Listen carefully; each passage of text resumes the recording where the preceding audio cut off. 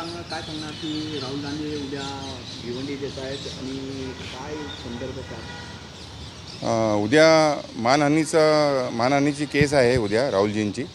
आणि 2014 साली RSSच्या एका कार्यकर्त्यांनी त्यांच्यावर मानहानीचा केस केली होती. प्रायव्हेट कंप्लेंट होती राहुलजींवर कलम 500 IPC प्रमाणे. आणि 2014पासून ते आत्तापर्यंत भिवंडी न्यायालयात सदरची केस चालू आहे. आणि या केसमध्ये फिर्यादी राजेश कुंटे यांची चीफ एक्झामिनेशन आणि क्रॉस एक्झामिनेशन झालेली आहे. त्याचप्रमाणे जे चौकशी अधिकारी होते त्या प्रायव्हेट कंप्लेंटची 202 प्रमाणे चौकशीला गेले होते त्यांच्याकडे सदरची केस. तर त्यांची उद्या उलट तपासणी आहे. परंतु या केसमध्ये राहुलजींना ज्यांनी जामीन दिलं होतं त्यावेळेस शिवराज पाटील साहेब होते, लेट शिवराज पाटील साहेब.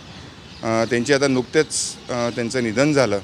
आणि त्यामुळे फौजदारी केसमध्ये आरोपी यांना जामीन देणं बंधनकारक आहे.